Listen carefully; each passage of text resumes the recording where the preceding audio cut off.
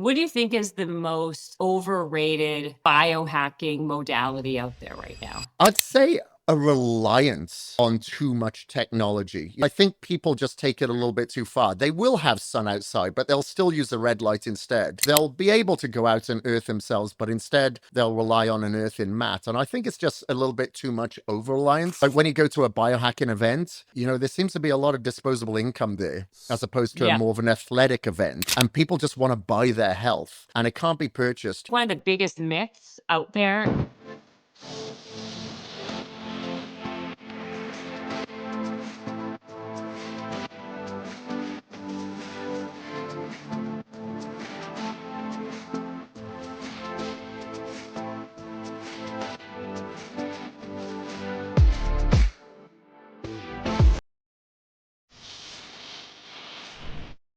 Okay, guys, we have Kris Gethin, who I've met, actually met many times in the last 5 years. Our paths have crossed without really knowing it. So this is actually, I think, the first or second time. I think at Darshan's we actually met more formally, but this is our second formally, in meeting each other. So thank you for being on the podcast. It's my pleasure. Thank you very much for having me on. Oh, absolutely. So, what's interesting about you is that you do like a whole plethora of different fitness modalities. You do the ultra marathons, you do the Iron marathons, you do the bodybuilding, which is so interesting because typically you meet people who are in the fitness business or who are either or. They either do the endurance or they do the bodybuilding. You're like this hybrid that's very unique. Yeah, it is different. There's not many of us out there. There are a few other people that do it. If you look at CrossFitters, a lot of those guys, they're jacked, but they're extremely fit. So I'd say, there's definitely more prevalent there. But I come from a background of like extreme sports. I raced motocross, downhill mountain biking. So a lot of endurance was associated with that. And I love doing cardio. I just love it. Always have. So then when I got into bodybuilding, because I had to retire from these sports because I was just getting so many injuries, Yeah. I still wanted to keep up the fitness. So that's why I kind of thought I'd challenge myself because people will tell me that you can't do something and I'm like, well, sign me up then.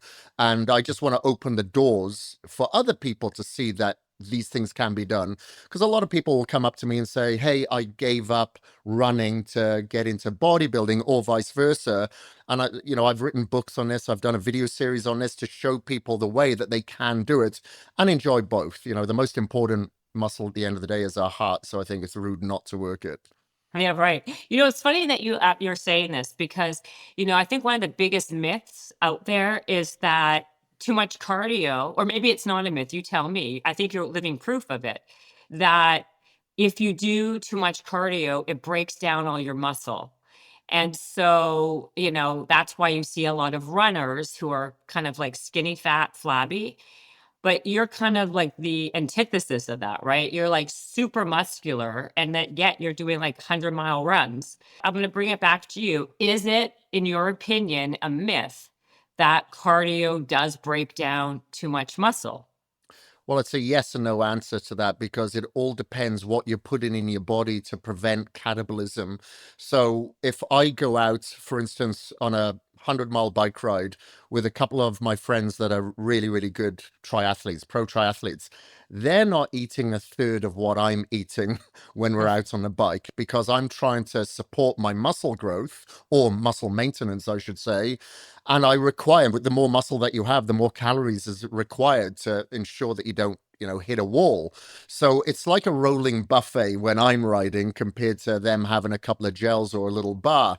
So, and ensuring that you are getting plenty of essential amino acids, again, that can be anti-catabolic, easily to assimilate to ensure that you do stave off catabolism. So it all comes down to the modalities of what you have to support that cardio. Of course, you do have to go long and slow when you're doing endurance, but a lot of the training that I do is a lot of shorter, intense bursts. When I say shorter, intense, maybe 45 minutes of some hill sprints, as opposed to spending 2 to 3 hours on a run. But, I do understand if you're doing things like an Ironman, you have to have time in the saddle when you're on the bike, for instance, and, when you're swimming. So I would always preserve that for one day a week, maybe a Sunday, to go out for the long and slow aspects. So are you saying that the reason why people break down muscle when they're doing too much cardio is because they're not looking at their nutrition, they're not eating appropriately? Yeah, it comes down to two things: the quality of those calories and the amount of those calories. You'd be astonished with how a lot of triathletes and, long distance runners eat. Pizza, you'll have like candy. When you stop at some of these aid stations, there is nothing healthy there. So these people are obviously inflamed, as it is when they're, running or doing an endurance event. They've got higher cortisol levels, and now you're going to add more cortisol and more inflammation with these inflammatory foods or seed oils, whatever it may be. That's not going to be good. So I think it's very important that, of course, you are feeding the mitochondria, but you're feeding your muscles with the quality that it requires to prevent catabolism. So that's why I said, taking like a whey protein isolate when you're out there, taking your essential amino acids, and whenever possible, you're eating healthy, real foods that's higher and dense in calories, but clean calories. Right. So because you also, when you were bodybuilding, you were doing it naturally, right? You Yeah, weren't taking anything at all, right? no. And so how is it what is in your opinion the best way to be lean, muscular, naturally? Like, what are the steps that people can take, especially as they age, right? Besides eating enough besides protein intake, give me the step by step protocol to be lean, fit, and strong. Right, good question. So when a lot of clients come to me, they're usually shocked with the advice that I give them to begin with, because they're like, "Tell me what the supplements are, what I've got to eat, how heavy I got to lift, how often do I need to lift, etc." A lot of the time I'd put that at the end. I will focus on their sleep first, because we know, sleep is kind of byproduct of people's lives these days. And I think that's the most essential kind of biohack out there. You could get into your H spot, you can get under the red lights, but it's the sleep is where the ultimate hack is. Because obviously you recover. Your recovery dictates your performance. If you're not going to recover, you're not going to perform. You may think that you are, but physically you just can't. Some of us are very mentally strong, dopamine filled, dopamine driven. We're like, go, go, go. I'm still strong. I'm still good. But you're not. If you actually took a week off and then maybe come back, you could potentially be stronger. But you've got to get that rest and recovery in. The other thing that kind of coincides with that is doing whatever you can to stay in a parasympathetic state. So meditation, groundwork, maybe tone that vagal nerve with cold thermogenesis or contrast thermogenesis.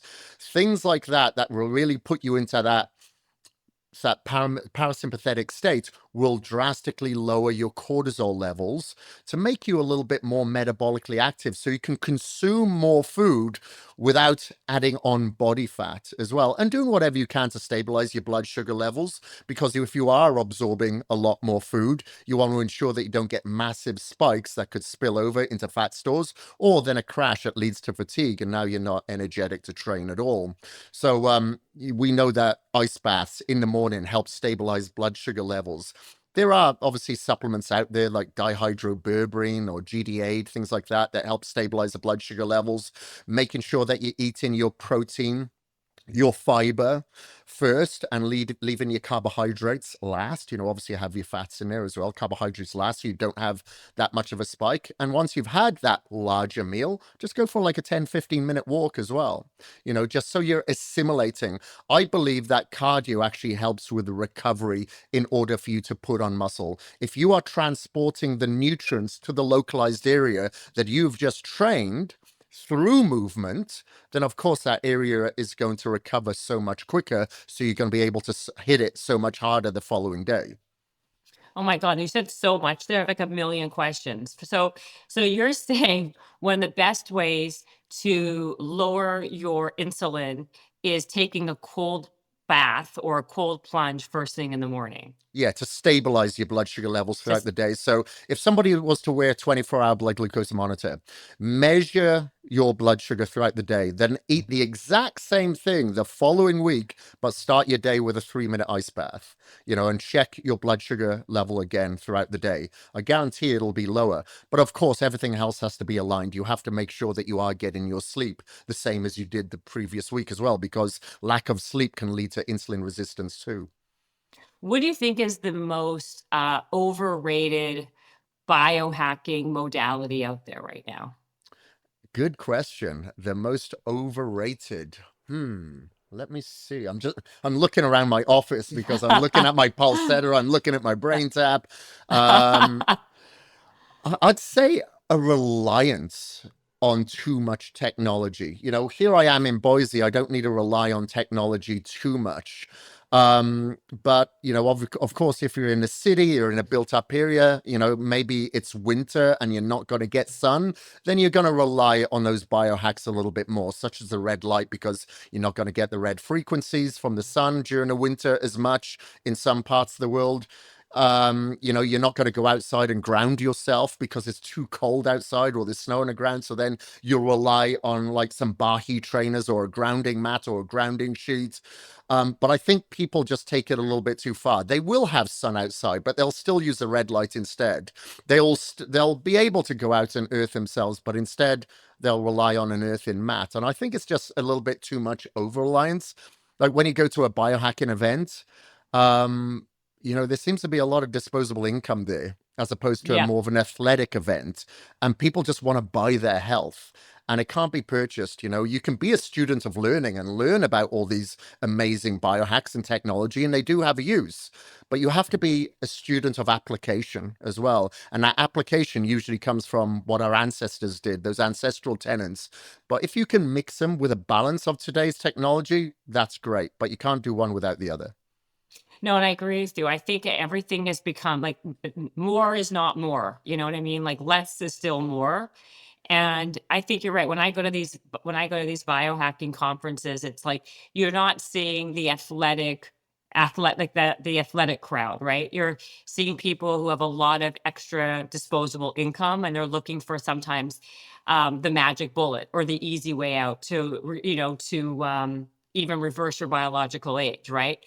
Um, what would you say is the most underrated biohacking modality?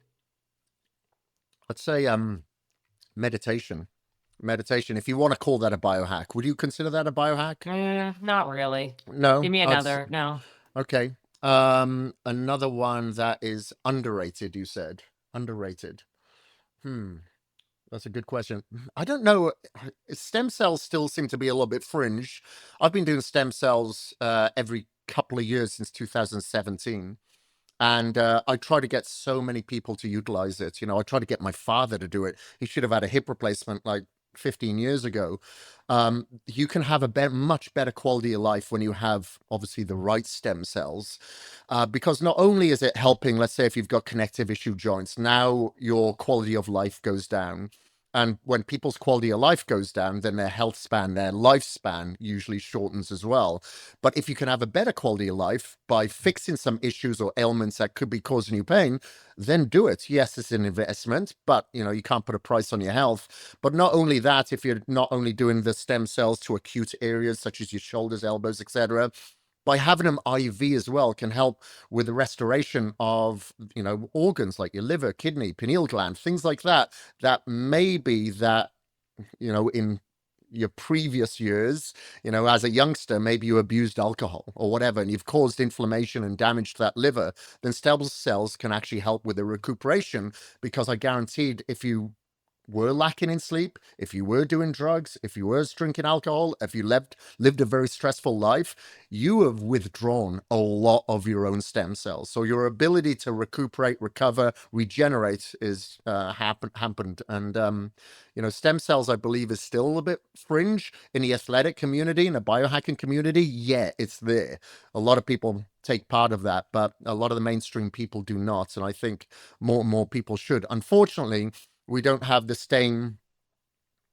We have bigger restrictions here in the US compared to going to Mexico or Panama or Costa Rica, Colombia.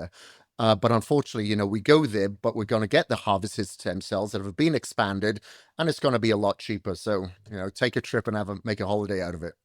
I was going to say, where are you going to get your stem cells and what kind are you using?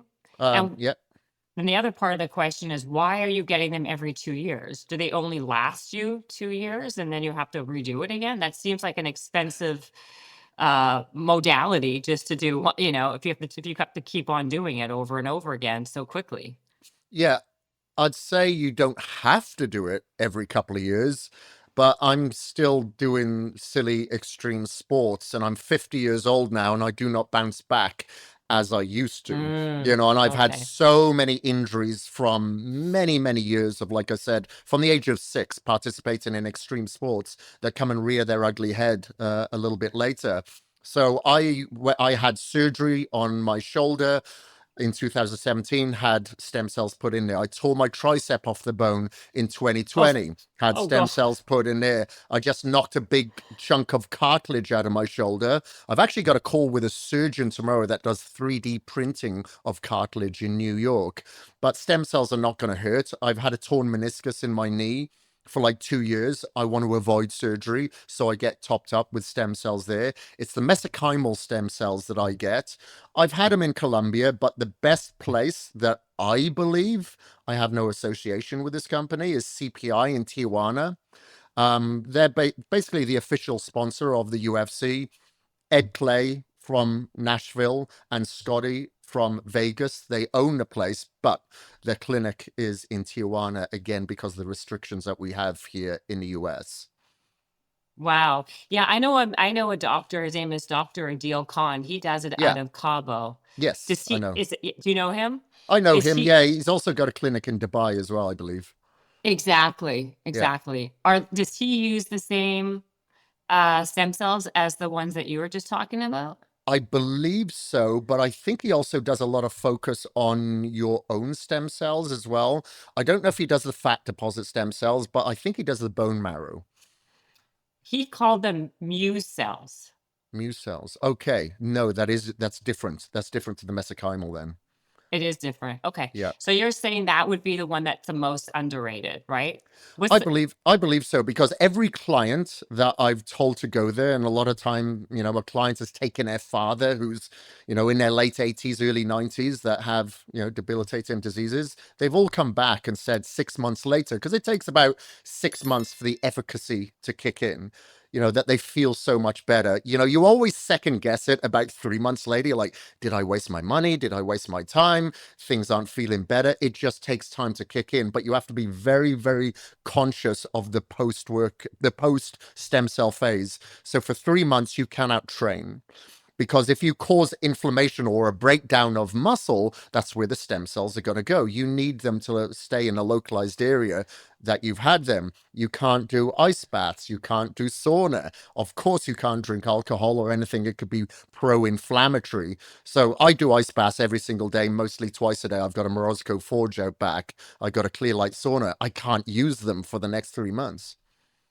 oh, wow. So for 3 months, you're like incapacitated to do anything in that space. Oh, You wow. can you can do endurance like cardio, non-impact. So I've been spending a lot of time on the bike over the past week because it was only last week I had the stem cells, and I've been doing a lot of yoga. I'll do more aerial yoga. So at this time, I will just focus on something else. Otherwise, I'll go a little bit insane.